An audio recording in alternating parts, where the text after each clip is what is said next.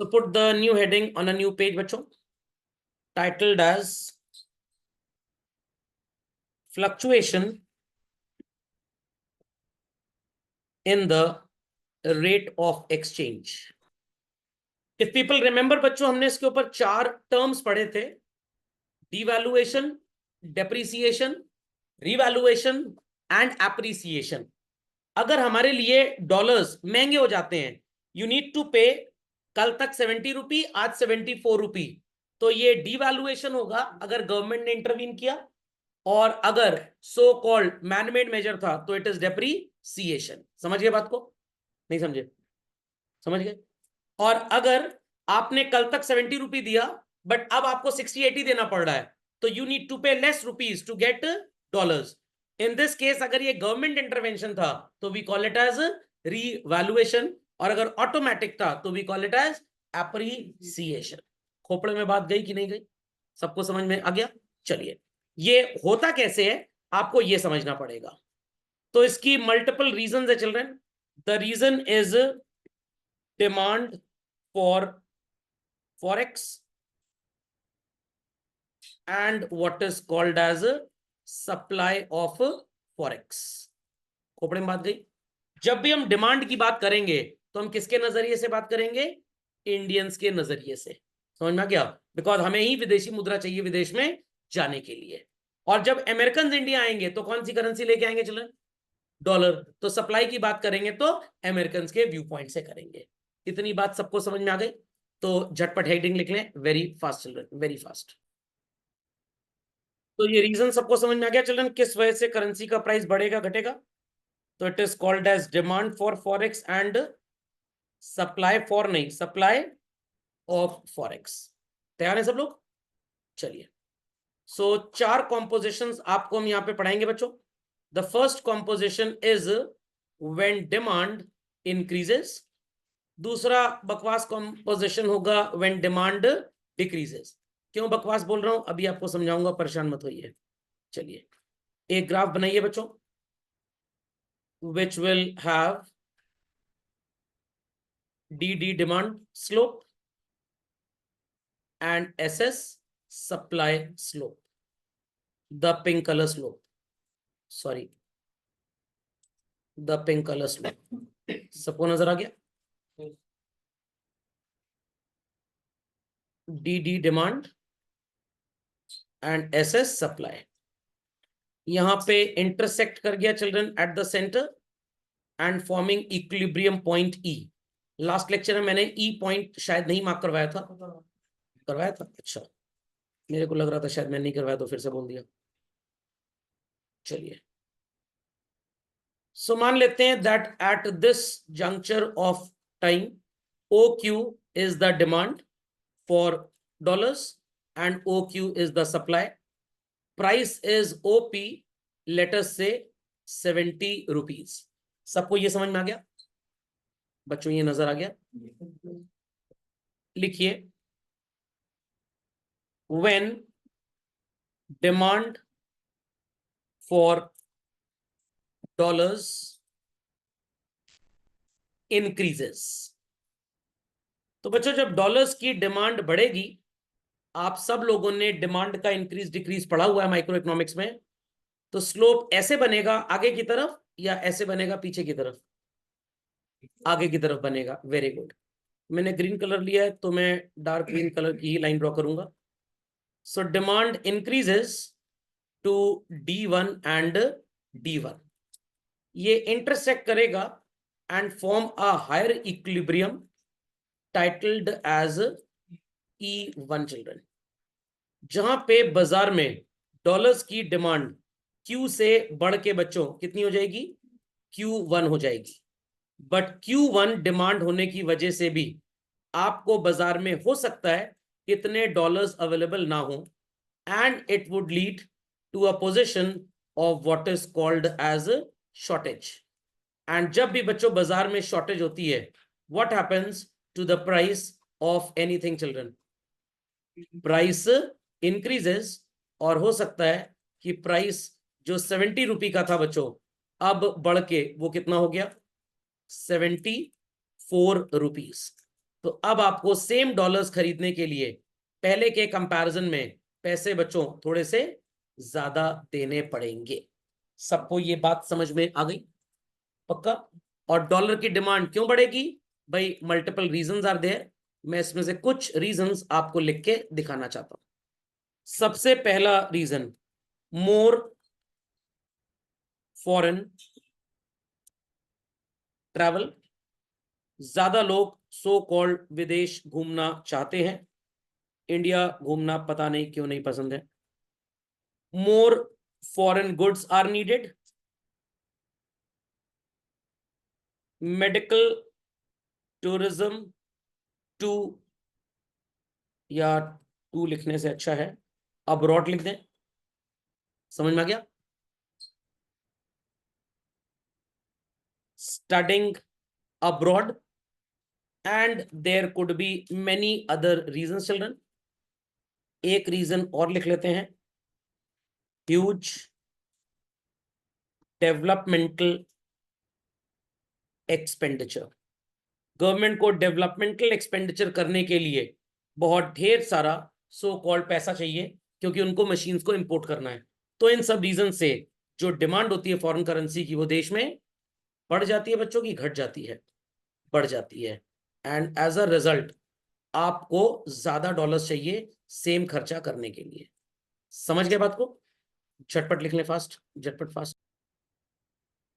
सबने डिमांड के रीजंस भी लिख लिए बच्चों?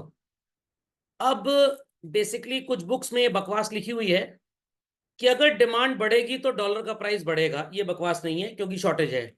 बट अगर मैं आपसे इसी का रिवर्स पूछूं बच्चों, when demand for dollar decreases, तो प्रैक्टिकली ये बकवास है। क्यों? We want to go to US, तो हमें डॉलर चाहिए। We do not want to go to US, हमें डॉलर नहीं चाहिए। हमें डॉलर कम चाहिए, ऐसा थोड़ा होगा। हमें डॉलर चाहिए ही नहीं। Is that clear? बट क्योंकि बुक में लिखा है तो इसलिए पढ़ाना मजबूरी बन जाता है। तो ये भी तो होता है कि सर जो डिमांड होती है वो कम हो जाएगी। हाँ, डिमांड कैसे कम हो जाएगी? डिमांड कम होगी मतलब उस particular segment of the society की डिमांड नहीं होगी। पहले 500 लोग जाना चाहते थे, डॉलर की डिमांड बढ़ी, मार्केट में सप्लाई है नहीं, शॉर्टेज हो गया, दाम क्या होगा? बढ़ जाएगा। ये तो समझ में आता है। अब 500 की बजाय सिर्फ 300 जाना चाहते हैं, तो 300 की डिमांड तो अभी बढ़ी है ना। हम कहते हैं कि 200 की डिमांड कम हो गई। 200 की डिमांड कम हो गई तो डॉलर का प्राइस कम नहीं होगा, उतना ज्यादा नहीं बढ़ेगा जितना एक्सपेक्टेड टू इंक्रीज। हाँ, बेसिकली। Is that clear? तो अगर लोगों ने पोल्यूशन इतना बढ़ा दिया एनवायरमेंट में, इतने एसी लगा दिए, इतनी गाड़ियां चला ली, गर्मी बढ़ गई। अर्थ का एवरेज टेम्परेचर पिछले 50 साल में 2.5-3 डिग्री बढ़ गया। अब अगर लोग सुधर जाएंगे और एसी बंद कर देंगे, तो क्या टेम्परेचर वापस से 35 डिग्री हो जाएगा? उतनी तेजी से अब नहीं बढ़ेगा जितनी तेजी से वो बढ़ रहा था। बट जो है वो बहुत ज्यादा कम भी नहीं होगा। हाँ, अभी 500 लोग जा रहे हैं। हाँ, 500 लोग जा रहे हैं, जिसकी वजह से पिछले 3 महीने में डॉलर का प्राइस 78 से 84 हो गया। अब 500 में 100 ही जा रहे हैं, तो 84 से वापस 78 नहीं आ जाएगा तुरंत तुरंत। हाँ, कम करेंगे, कम करेंगे, बट उससे उनका कोई फायदा है नहीं खास, तो इसलिए वो क्यों एफर्ट लेंगे? और हमारी कंट्री के प्राइम मिनिस्टर, हमारी कंट्री के लोग क्या बोलेंगे? लक्षद्वीप घूम के चले आओ। तो डॉलर का प्राइस जो एक बार बढ़ गया, वो वापस से नीचे नहीं आएगा। मान लीजिए कि गोल्ड महंगा हो गया, भाई अब लोग कम खरीदेंगे क्योंकि महंगा है, ये लॉ ऑफ डिमांड है। बट भाई जिसके यहाँ शादी है वो तो खरीदेगा। हो सकता है 50 ग्राम की बजाय 35 ग्राम खरीदे। बट क्या ऐसा होगा कि वापस गोल्ड का प्राइस 50,000 रुपए 10 ग्राम हो जाएगा? वो उतनी तेजी से अब नहीं गिरेगा, और अगर गिरेगा भी तो उसको गिरने में कम से कम 5-10 साल और लग जाएंगे। तो तुरंत तुरंत तो ऐसा नहीं होगा। Is that understood? तो चलिए बुक की बकवास को पढ़ लेते हैं। तो सब लोग झटपट लिखें children. when demand for dollar decreases, चाहे तो उसी ग्राफ में बना ले, चाहे तो नया ग्राफ बना ले, स्वाद अनुसार जो आपको अच्छा लगे, यू कैन डू दैट। तो अब डिमांड बच्चों डिक्रीज हो रही है, ध्यान से सुनिएगा। तो D1 will be drawn at the back, sorry D2 not D1, और ये नया इक्विलिब्रियम बनाएगा which is called as what? E2। In my opinion please draw a new graph. उसी में खुद पेंच मत करिएगा, नया बना लीजिए, कोई बहुत गरीब नहीं है लोग। सो डिमांड फॉर डॉलर्स घट गई, मार्केट में सप्लाई उतनी थी, सरप्लस हो गया, as a result children what will happen to the price will go down. अब लोगों को डॉलर्स भी कम चाहिए और ये डॉलर्स पहले के मुकाबले थोड़े से सस्ते मिल जाएंगे। सिर्फ कहने की बातें हैं, अब लोग कम डिमांड करेंगे तो अल्टीमेटली हमारा जो आरबीआई होगा, अगर उन्होंने पहले एक अमेरिकन जब इंडिया आया था उससे डॉलर लेके उसको 70 रुपए दिए थे, तो अब वही डॉलर क्या आरबीआई 68 में इंडियंस को बेचेगा? प्रैक्टिकली आरबीआई को 2 रुपए का नुकसान हो जाएगा। तो आरबीआई ऐसी कोई बेवकूफी नहीं करेगा। फॉर शॉर्ट टर्म ऐसा हो सकता है, बट यहां पे अब आरबीआई पॉलिसी बनाएगा कि ज्यादा लोग आलतू फालतू की चीजों के लिए डॉलर लेने ना आए, कि भाई यूएस घूमने जाना है, यूएस पढ़ने जाना है, उन सब चीजों की व्यवस्था यहीं कर दी जाए। लक्षद्वीप में वैसा माहौल बना दिया जाए, गोवा में वैसा माहौल बना दिया जाए कि लोग लास वेगास घूमने जाए ही ना। कैम्ब्रिज, हार्वर्ड, ऑक्सफोर्ड, यूके की यूनिवर्सिटीज या so called American universities Wharton and Kellogg, उनके फ्रेंचाइज अग्रीमेंट्स करा दिए जाएं आईएम्स अहमदाबाद के साथ, आईएसबी के साथ भी। जो क्लासेस आपकी वहां पे चल रही हैं, let those classes run in India also. वहां जाके पढ़ाई का खर्चा 1 करोड़, यहाँ पे आप पढ़ लीजिए 15 लाख रुपए में। What is better? 15 लाख में आपको वही क्लास ऑनलाइन मिल जाएगी। Is that understood? Same certification मिल जाएगा। खोपड़े में बात गई कि नहीं गई?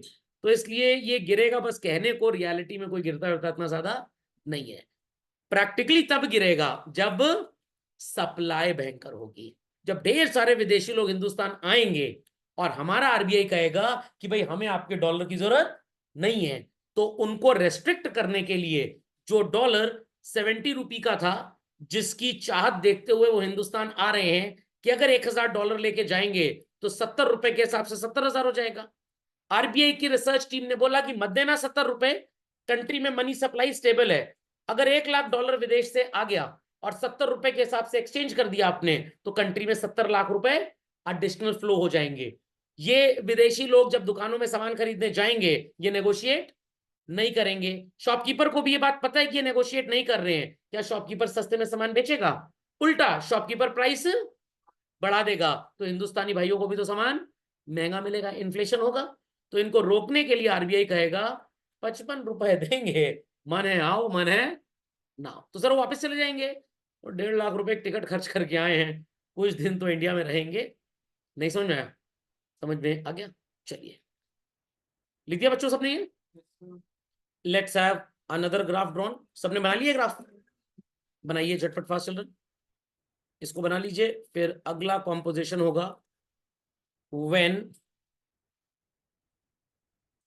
Supply of dollar increases. Sir dollar की सप्लाई कैसे होगी इंडिया में? भाई multiple reasons are there. Medical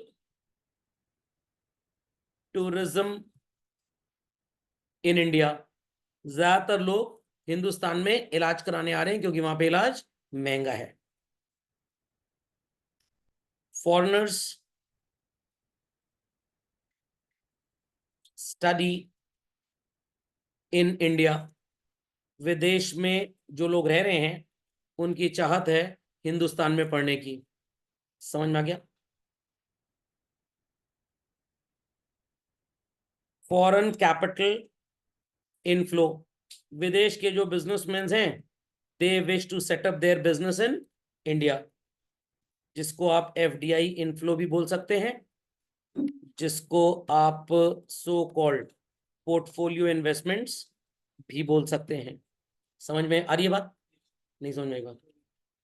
तो जब ये लोग हिंदुस्तान आएंगे बच्चों, क्या ये अपने किचन में रखे हुए कटोरे को लेके चले आएंगे? नो, ये लोग अपने साथ अपनी देश की करेंसी भी लेके आएंगे। As a result children supply would increase और सप्लाई वुड डिक्रीज। इंक्रीज, जितने डॉलर्स की डिमांड कंट्री में थी उससे कहीं ज्यादा हिंदुस्तान में आ गए। आरबीआई को अच्छे से पता है कि ये डॉलर्स अगर हम 70 रुपए के हिसाब से, मैं इसको E3 मार्क कर रहा हूं, अगर हम 70 रुपए के हिसाब से कन्वर्ट कर देते हैं तो कंट्री में मनी सप्लाई स्टेबल है। 1 करोड़ डॉलर अगर यूएस से इंडिया चला आया और 70 रुपए के हिसाब से कन्वर्ट किया तो ये अमेरिकन 70 करोड़ रुपए हिंदुस्तान में खर्च करेंगे, जिससे मनी सप्लाई बढ़ जाएगी और कंट्री में इन्फ्लेशन आ जाएगा, क्योंकि बिजनेसमैन को पता है कि इनके पास पैसे की कमी नहीं है। तो फॉरेनर्स को सो कॉल्ड वो अट्रैक्ट करने के लिए, अपने प्रोडक्ट्स को, अपना प्रॉफिट कमाने के लिए पता है कि ये दाम कम नहीं करवाएंगे, प्राइस ज्यादा चार्ज करके बेचेंगे। तो आपकी दुकान पे एक फॉरेनर है, वो नेगोशिएट कर नहीं रहा है, और एक इंडियन है, तो आप किसको गुड्स बेचने में इंटरेस्टेड होंगे बच्चों? फॉरेनर, वो ज्यादा पैसा देगा। तो इनकी वजह से इंडियंस को भी सामान मार्केट में महंगा मिलने लग गया, तो क्या हो जाएगा? कंट्री में इन्फ्लेशन होगा। How RBI would be restricting people from US coming to India? RBI कहेगा आओ आओ आओ, हम आपको 60 रुपीज देंगे बस। तो अब काफी अमेरिकन तो रेस्ट्रेन करेंगे इंडिया आने से, काफी अभी भी स्टिल आएंगे ही आएंगे। कुछ हद तक हमारी मनी सप्लाई कंट्रोल हो जाएगी। समझ में आई बात चलन? So they will be bringing more dollars to the country, but will we be giving them prices more than earlier what they would have expected? No, हम उन्हें पैसे कम देंगे। अभी भी नहीं समझे बात को? चलिए झटपट लिख लीजिए बच्चों। चलो अब बच्चों अगली बकवास, डॉलर की सप्लाई इंक्रीज होगी जब विदेशी लोग हिंदुस्तान आएंगे, जब वो लोग कम आएंगे तो डॉलर की सप्लाई कम इंक्रीज होगी, डिक्रीज नहीं होगी। बट किताब में बकवास लिखी है, इसलिए पढ़ाना बनता है, तो पढ़ा देता हूं। तो फिनोमेना एक्चुअली दो ही है, demand increases and supply also increases.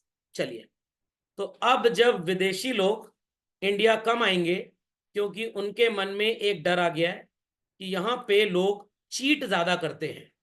Is that clear? वो मूवी देखी थी यमला पगला दीवाना, वहां पे फॉरेन टूरिस्ट को चीट किया जाता है, वाराणसी वगैरह में तो बहुत चलता है सब काम। तो now they are less willing to come to India. तो बच्चों when they are less willing to come to India, will the supply of dollars be in same frequency as it was before children? No. So this new supply curve intersects the old demand curve and forms a new equilibrium called E4 children. Supply कम है, demand उतनी ही बनी हुई है, as a result dollars की availability कम हो गई। तो मार्केट में जब शॉर्टेज होगा बच्चों, what will happen to the price? Children, what will happen to the price?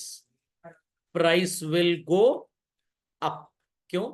Market में डिमांड उतनी है, सप्लाई कम हो गई, लोगों को उतने ही डॉलर्स चाहिए हिंदुस्तानियों को, बट विदेश से लोग इंडिया आ ही नहीं रहे हैं। मोदी जी ने भी चक्कर मारना विदेश बंद कर दिया, तो now less people are coming to India. तो जब डॉलर बाहर से बच्चों आएगा ही नहीं, बट हमारी डिमांड उतनी ही बनी है, तो मार्केट में शॉर्टेज होगी। शॉर्टेज के केस में किसी भी चीज का दाम क्या होता है? बढ़ जाता है। तो डॉलर भी एक तरह की कमोडिटी ही है। Is that clear? तो क्यों हमारी कंट्री में अभी मोदी जी के एफर्ट से रशिया में भी रूपी के साथ ट्रेड हो रहा है? ये बात आज इन्होंने एग्जीक्यूट की है, और ये बात बहुत साल पहले, ये मैं 90s की बात आपको बता रहा हूं बच्चों। अटल बिहारी वाजपेयी जी एक बार कॉमनवेल्थ नेशंस गए थे, और SAARC nation, sorry SAARC nation, तो उन्होंने बोला कि सारी सार्क एशियन कंट्रीज जो हैं, अगर इसमें एक करेंसी चल जाए तो करेंसी फ्लक्चुएशन से जो नुकसान किसी भी गरीब देश को होता है वो होना बंद हो जाएगा। मान लीजिए हमने $1 लाख का यूएस से लोन लिया 4% पे, वो लोन उतना महंगा नहीं है, 10 साल बाद वो $1 लाख वैसे ही $1,40,000 हो जाएगा। नहीं समझे बात को? इन्फ्लेशन की वजह से। किसकी वजह से? इन्फ्लेशन की वजह से। तो 10 साल में 40% करेंसी बढ़ गई, तो एक तरह से 3-4% तो वो इंक्रीज हुआ। 4% का हमको इंटरेस्ट देना है, तो टोटल लोड कितना पड़ा हमारे ऊपर? 8% का।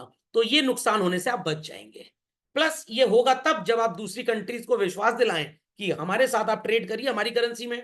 वो कंट्री कहेगी हम तुम्हारी करेंसी लेके करेंगे क्या?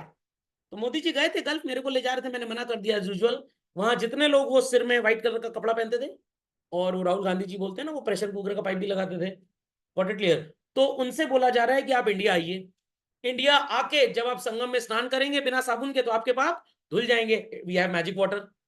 उनको बना चले है कायदे से, जो थोड़ा कम पड़ा था मेरे कुलवादी है। अच्छा देखिए, सर की बात मान लीजिए, सर तो टीचर है, झूठ नहीं बोलेंगे। तो अब वो अग्री हो गए कि हम उनसे तेल खरीदेंगे और बदले में उनको रुपी देंगे, और वो रुपी हमारे यहाँ कैसे यूज होगा? हमारे यहाँ आईफोन का प्लांट लगा हुआ है, हमारे यहाँ लेनोवो का प्लांट है, हमारे यहाँ सैमसंग का प्लांट है, तो सारे गल्फ नेशन से मोदी जी ने बोला कि अब आप यूएस से सामान मत खरीदिए, वो सारी फैक्ट्रीज इंडिया में लग गई हैं, तो आप सामान इंडिया से खरीदिए। तो हमारे लोग जब यूएई घूमने आए, दुबई घूमने आए, तो आप उनसे रुपी लीजिए और उनको दिरहम दे दीजिए और वहां दिरहम खर्च करेंगे, और जो रुपी आपके पास आएगा वो हमारा सामान खरीदते टाइम आप हमको वापस दे दीजिएगा। तो जो करेंसी का फ्लक्चुएशन है, या जो डॉलर की दादागिरी है कि रुपी को डॉलर में कन्वर्ट कराएं और डॉलर को दिरहम में, रुपी को डॉलर को दिरहम में, क्योंकि बेस आपको डॉलर लेना है, ये यूएन ने बनाया हुआ है, ये आईएमएफ ने बनाया हुआ है, क्योंकि यूएस की दादागिरी थी। तो अब क्या हमें नुकसान होगा? नो। तेल का प्राइस डॉलर में चलता था, तेल है $1 प्रति लीटर, मान लीजिए $80 का है तो हमें तेल ₹80 मिल जाएगा, $94 का हो गया तो हमें पेट्रोल भी 94 में मिलेगा। तो डॉलर प्राइस बढ़ने की वजह से हमारी ऑयल की परचेज क्या होगी? महंगी। बट जब हमारा ट्रेड रूपी में हो रहा है तो क्या हमें उस डॉलर प्राइस बढ़ने की वजह से कोई नुकसान होगा? नहीं होगा। और ये सारी सेटिंग यूएस की थी, वो कह रहा था हम आर्टिफिशियल शॉर्टेज क्रिएट करके इंडिया को डॉलर महंगे में देंगे। तो गल्फ कंट्री से बोला तुम उनको तेल भी डॉलर में बेच रहे हो। पहले गल्फ के बिजनेसमैन क्या बोलते थे, भाई $1 का 1 लीटर है, $70 का तो पेट्रोल 70 का, $80 का तो पेट्रोल 80 का, $95 का तो पेट्रोल भी 95 का। और उस गल्फ के शेख से यूएस वाले बोलते हैं इनको चिपकाओ महंगे में, जो डॉलर बढ़ने की वजह से तुम्हें गेन मिला वो हमको दो, फ्री में मत दो, हम तुमको हथियार सस्ते दे देंगे। तो सिर्फ अपनी दादागिरी करके अपना धंधा चमका रहे हैं वो लोग। और मोदी जी बढ़िया गुजराती आदमी, समझाए ठीक से, उनको समझ में आ गया। तो अब अगली बार जब आप दुबई घूमने जाएं, यूएई घूमने जाएं, रशिया घूमने जाएं, नहीं मेरे को मत लेके जाइएगा करेंसी, रुपी लेके जाइएगा, धड़ल्ले से वहां का होटल वाला आपसे रुपी ले लेगा। समझ में आया कि नहीं आया? पक्का? तो सर ये सब जो चल रहा है, ये चैप्टर बहुत तेज खत्म होने वाला है, मतलब हमारे सिलेबस में भी। और मेरे को नहीं लग रहा कि 5 साल बाद ऐसा कुछ चैप्टर रहेगा, क्योंकि जब इंडिया की करेंसी हर जगह चलेगी तो क्या रेट ऑफ एक्सचेंज के फ्लक्चुएशन का कोई जिक्र होगा? बिल्कुल नहीं होगा, क्योंकि हम ही हम है, बाकी सब चीनी कम है, पानी तो वैसी गर्मी में कम हो रहा है, चीनी भी कम खाइए थोड़ी सी, नहीं तो डायबिटीज हो जाएगा। लिखिए बच्चों, डायग्राम मार्क कर लीजिए फटाक से। अब ये डॉलर का प्राइस इस एग्जाम्पल में 70 से बढ़ के कितना हो गया बच्चों? 76। जब बच्चों ये दाम बढ़ेगा तो एक्सपोर्टर्स के लिए तो अच्छी बात है। अभी वो $1 का सामान बेचते थे यूएस को, बदले में आरबीआई उनको कितने पैसे देता था? 70। अब उनका $1 का सामान उनको कितने रुपए दिलवा देगा एक्सचेंज में? 76। गुड अपॉर्चुनिटी फॉर एक्सपोर्टर्स और बैड अपॉर्चुनिटी? गुड। बट बेचारे इंपोर्टर, जो सामान 70 में आता था अब डॉलर महंगा होने की वजह से 76 में आएगा। हमारा यूएस के साथ या किसी भी कंट्री के साथ जो ट्रेड है, मैक्सिमम हम एग्रीकल्चरल इक्विपमेंट्स खरीदते हैं, तो वो सारा का सारा एग्रीकल्चरल इक्विपमेंट क्या होगा बच्चों? महंगा। तो किसान को नुकसान होगा कि फायदा होगा? नुकसान। तो यहां पे गवर्नमेंट बीच में अपनी टंगड़ी मारेगी, कृपया करके इस भाव को मैक्सिमम 72 तक रखें, 72 से ऊपर अलाउड नहीं है। यूएस कहेगा का है हम तो 76 लेंगे तभी डॉलर देंगे, हम नहीं मानेंगे तुम्हारी बात।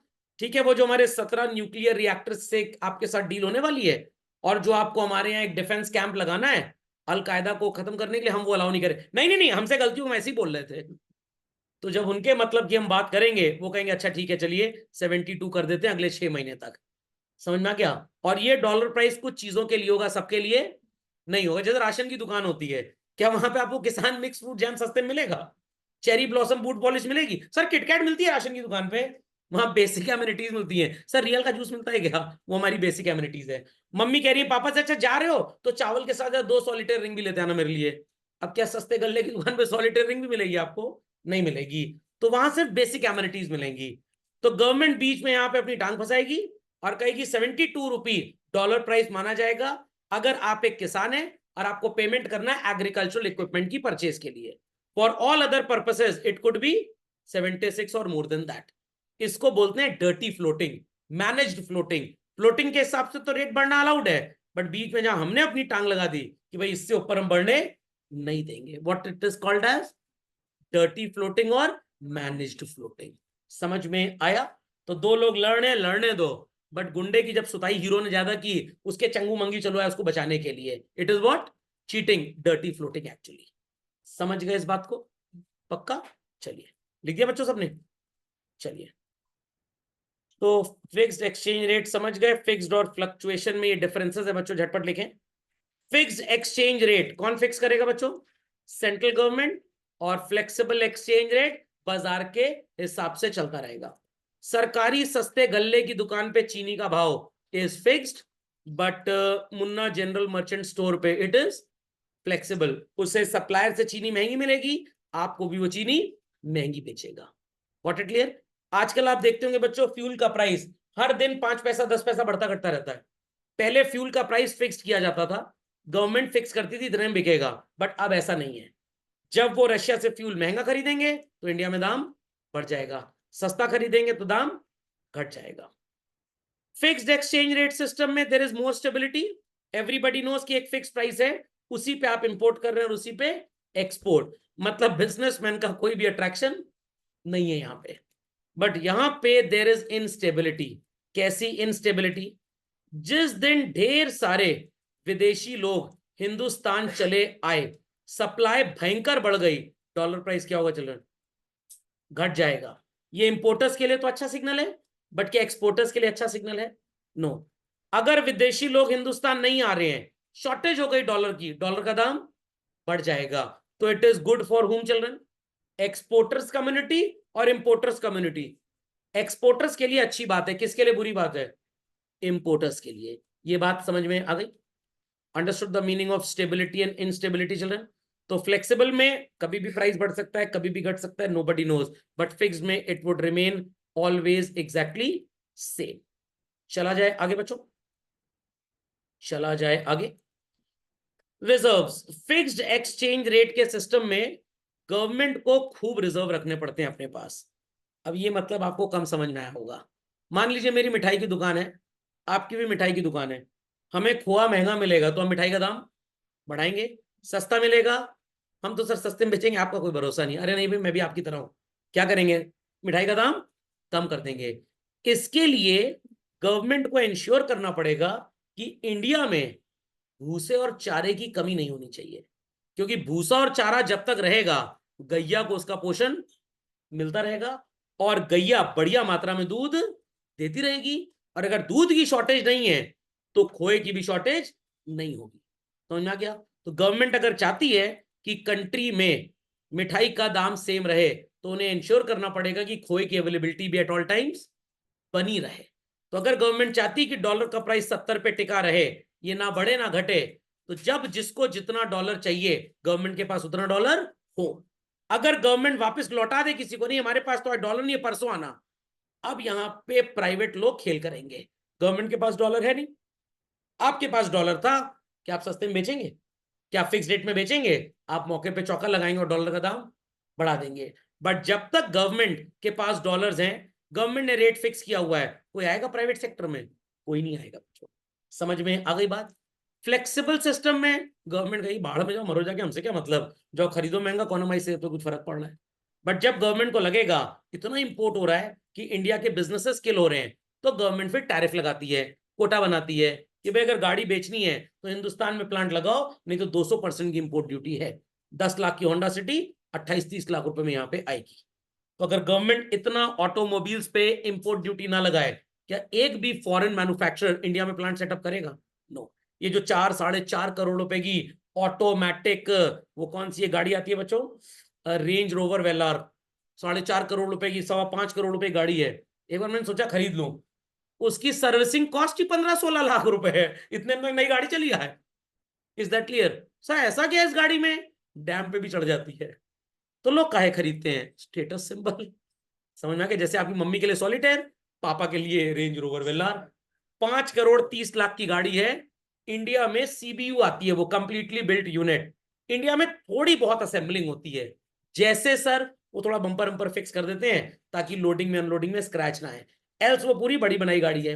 जिस दिन वो गाड़ी इंडिया में बनने लग गई, उसका प्राइस 5.25 करोड़ से घट के 2.5 करोड़ रुपए हो जाएगा, 2 करोड़ रुपए हो जाएगा। Is that clear? एक्टिवा खरीदते हैं आप लोग 1,25,000 की, 45,000 रुपए तो सरकार का टैक्स है उसके ऊपर।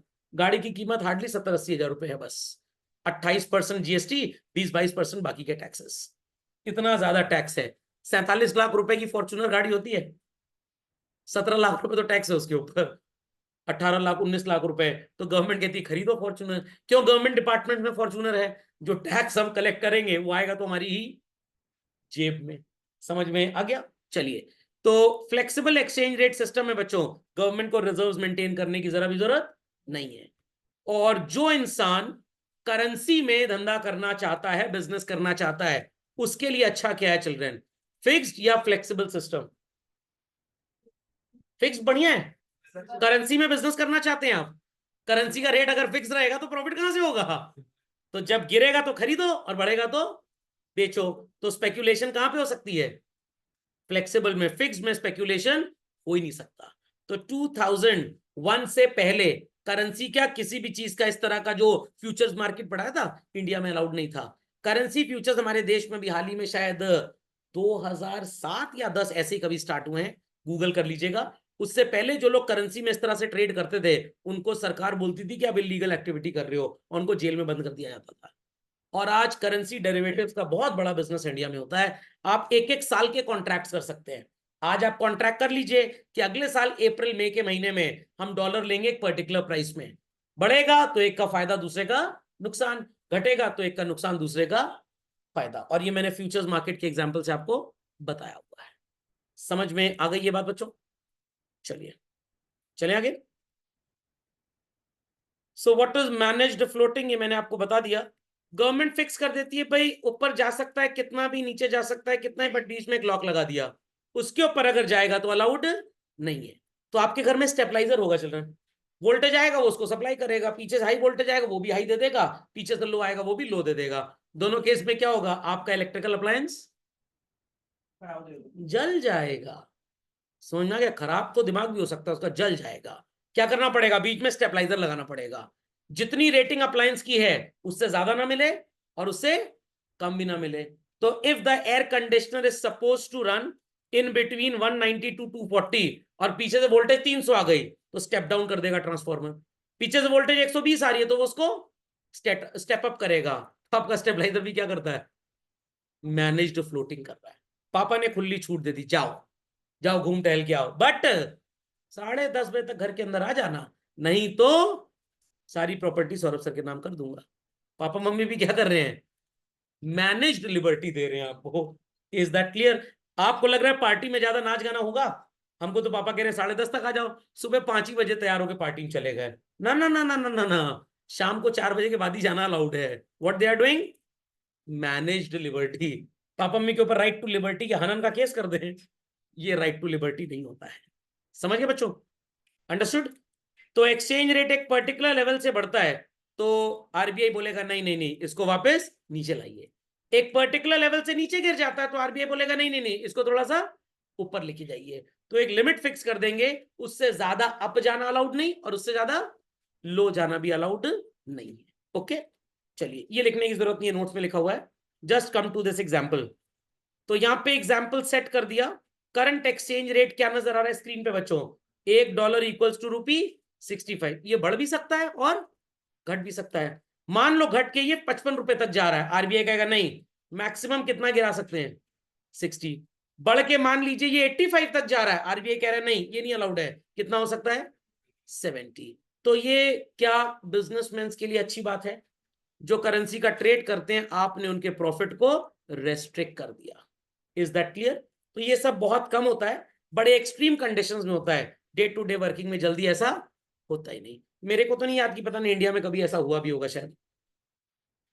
तो अगर ये 68 तक गया तो अलाउड है, 63 तक गया तो अलाउड है, बट अगर ये 60 से नीचे जाएगा तो in that case central bank intervene कर देगा। वो ऐसे से उंगली नहीं लाएगा, वो अच्छे से उंगली करेगा कि अलाउड नहीं है इससे नीचे। सर मतलब कैसे अलाउड नहीं है?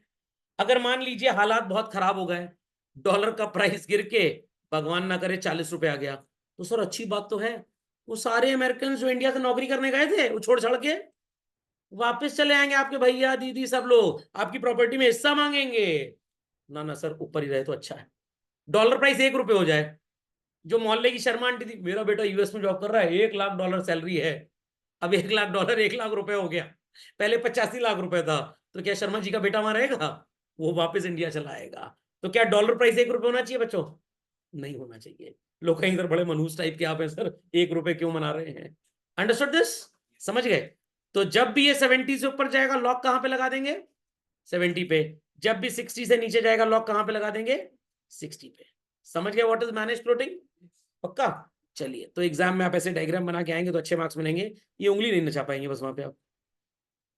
सो अगर एक्सचेंज रेट क्रॉस करता है 70 से ऊपर 75 children, what RBI will do? In that case RBI झटपट भागेगा यूएस के फेडरल रिजर्व के पास और भीख मांगेगा, भैया थोड़ा सा डॉलर दे दो। जब इंडिया में अनियन महंगा हुआ था, पता है कब महंगा हुआ था? जब परमाणु टेस्ट हुआ था। कब हुआ था? 1990 में तो पहले होता, इसके बाद भी एक रिसेंटली 98 मई में हुआ था। याद नहीं होगा, मई 98 में हुआ था। अभी वो जो परमाणु मूवी बनी थी ना, उसी पे हुआ था। हाँ, पोखरण मूवी बेसिकली। तो इतना ज्यादा जमीन में गर्मी आने वाली थी, लोगों को पता था, तो लोगों ने जगह जगह प्याज लगा दिए। बोलते हैं ना उसकी लेटेंट हीट तासीर ठंडी होती है। गर्मी में कहते हैं जेब में प्याज रख लो, जहां पे भी रोटी सब्जी मिल गई काट के सैलेड बना खा जाना, नहीं आपको लू नहीं लगेगी। तो मेरे को तो नहीं पता थी ये बात। खैर, I was travelling with family to some area near Rajasthan, तो हमको एक मिलिट्री ऑफिसर मिले, तो उनसे डिस्कशन में ये बात उजागर हुई कि ऐसा हुआ था, इस वजह से अनियन का प्राइस बढ़ गया। फिर अभी 3-4 साल पहले मैंने जब परमाणु मूवी देखी, तो उसमें ये एक्ट आया था बीच में, तो मैंने उसको लिंक किया। वो अमेरिकन स्पाई बोलता है ना कि अनियन सारे यहां से चले जा चुके हैं, मतलब कुछ गड़बड़ है। डॉक्टर बोले 2 यूनिट ब्लड ले आना, मतलब कल ऑपरेशन होएगा। Is that clear? तो मेरे को वो बात फिर मैंने क्रॉस कनेक्ट की, तो इंडिया में अनियन का प्राइस बढ़ने लग गया, तो दूसरे देशों से अनियन खरीदा गया होगा। अभी कुछ साल पहले अरहर की दाल का दाम बढ़ गया था और 250 तक चली गई थी, तो कोरिया वगैरह कहां से, जर्मनी वगैरह से इंडियन गवर्नमेंट ने अरहर की दाल खरीदी। क्यों दाल का दाम बढ़ गया? फसल अच्छी हुई नहीं थी उस साल, शॉर्टेज थी, दुकानदार को तो भाई पैसा कमाना ही कमाना है। मेरे जैसा शॉपकीपर जो 50 किलो दाल बेचता था, अब अवेलेबिलिटी ही 10 किलो की है बस। तो हम जितना प्रॉफिट 50 किलो में कमाना चाहते हैं, उतना हमको 10 में कमाना था, तो प्राइस बढ़ाना पड़ेगा। दुकानदार ऐसी बदमाशी ना करे, तो गवर्नमेंट हैज टू एंश्योर कि वो बफर स्टॉक मेंटेन कर दे, ताकि सप्लाईज में कमी ना आए। तो जब डॉलर का प्राइस बढ़ेगा, आरबीआई कहेगा भैया हमारी हेल्प कर दो, हमको डॉलर दे दो, हमारे लोग लड़े मरे जा रहे हैं, उनके पास पैसा नहीं है। यहां पे अमेरिका मौके पे चौका लगाएगा। वो राजस्थान में आपका कुछ लैंड खाली है, हमको वहां पे एक सो कॉल्ड अपनी हवाई पट्टी डालनी है। क्यों? वहां से तोरा बोरा की पहाड़ियां नजदीक है। तो हमारी गवर्नमेंट बोली, वो तो पाकिस्तान का बॉर्डर है, हमारी वहां बात हो चुकी है, आप बताइए पहले। खोपड़े में बात गई, तो वो हमको डॉलर दे देंगे सस्ते दाम पे, हम उनको एयरफील्ड दे देंगे। Is that clear? नहीं समझे? समझ में आ गया? और सर जब ये दाम गिरेगा, यहाँ पे गलती से 75 छप गया है, आप इसको मान लीजिए 55। तो in that case sir what government will do? दाम बहुत कम हो गया है। क्यों कम हो गया है? ढेर सारे फॉरेन टूरिस्ट इंडिया आ रहे हैं। अब हम फॉरेन वीजास पे कोटा लगा देंगे कि अगले 3 महीने तक 100 में से सिर्फ 2 एप्लीकेशन फाइनलाइज होगी, बाकी फाइनलाइज नहीं होगी। जब ढेर सारे लोग आएंगे नहीं तो डॉलर आएगा नहीं, डॉलर आएगा नहीं तो सप्लाई बढ़ेगी नहीं, सप्लाई बढ़ेगी नहीं तो दाम नीचे जाएगा ही नहीं। समझ में आ गई बात कि नहीं आई? पक्का? चलिए, आपको ये सब पता है, what is appreciation, what is depreciation children, ये हम पढ़ चुके हैं, तो इसको फिर से करने की जरूरत तो नहीं है। चलिए, revaluation, appreciation we have already done, depreciation और सो कॉल्ड डिवैल्यूएशन भी आप कर चुके हैं। तो जब हमारे लिए डॉलर खरीदना महंगा हो जाए, गवर्नमेंट का मैन मेड एफर्ट था तो डिवैल्यूएशन, ऑटोमेटिक है तो डेप्रिसिएशन। 80 रुपए का डॉलर 60 में ही मिलने लग गया, ऑटोमेटिक है तो एप्रिसिएशन, गवर्नमेंट इंटरवेंशन है तो रीवैल्यूएशन। याद आ रहा है? चार्ट बनवाया था मैंने आपको। चलिए, खोपड़े में बात गई children. Put the next heading in your copies. Sources of demand of foreign exchange. This we'll be doing in the next lecture. और इसके बाद मैं आपको सप्लाई पढ़ाऊंगा। डिमांड और सप्लाई के लॉ के अकॉर्डिंगली आप ये बात जान चुके हैं। जब भी डिमांड का कॉन्सेप्ट फॉरेन करेंसी में पढ़ाया जाता है बच्चों, किसके नजरिए से पढ़ना है? इंडियंस और अमेरिकन? इंडियंस। डॉलर सस्ता होगा तो ज्यादा चाहेंगे, महंगा होगा तो कम, लॉ ऑफ डिमांड। और जब सप्लाई ऑफ डॉलर की बात करेंगे, सप्लाई ऑफ फॉरेन एक्सचेंज की बात करेंगे, तो किसके नजरिए से बात करेंगे? अमेरिका। जब डॉलर दाम बढ़ेगा तो वो आएंगे इंडिया, घटेगा तो जाएंगे। Phenomena of law of supply. Okay, चलिए, दैट्स ऑल फॉर टुडे।